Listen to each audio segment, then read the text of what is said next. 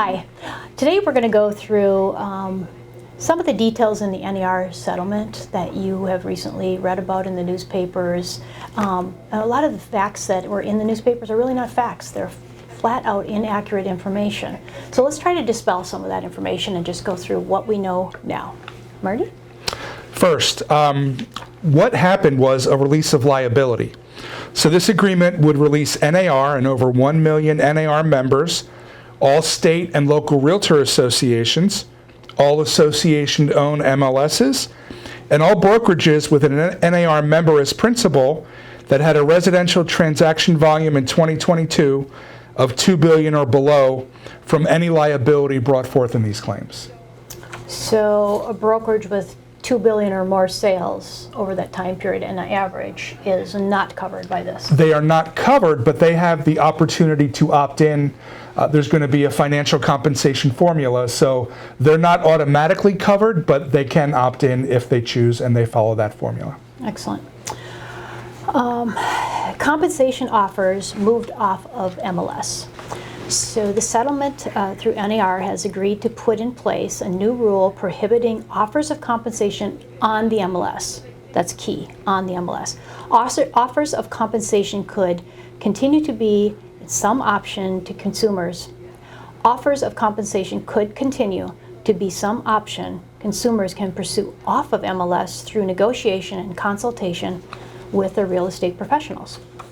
Correct.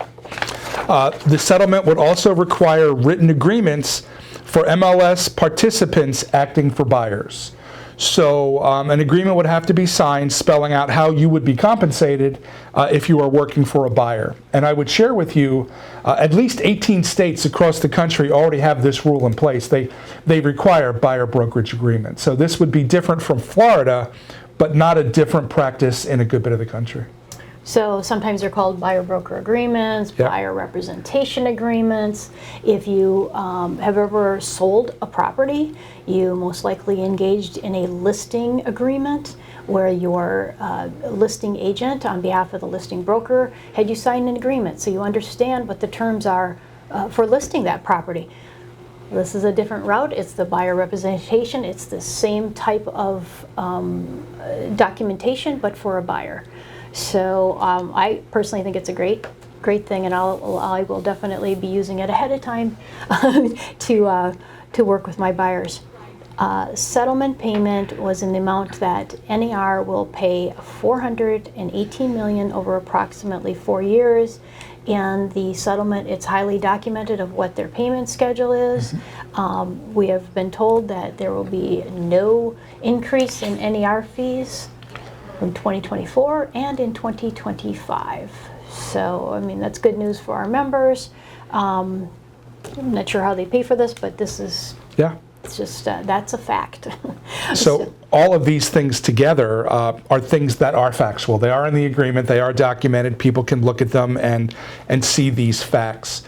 We will be doing more videos and more information as business practices change and as we give you the tools you need to conduct your business. But we really just want to get the facts out there and put that information in your hands where you can make business decisions and better serve your buyers and sellers. So, Marty, when do we expect these rules and this to be enacted? I mean, when the court, the filing of the court, those kind of things. I've been told the settlement will be filed sometime this week, so they will file it this week.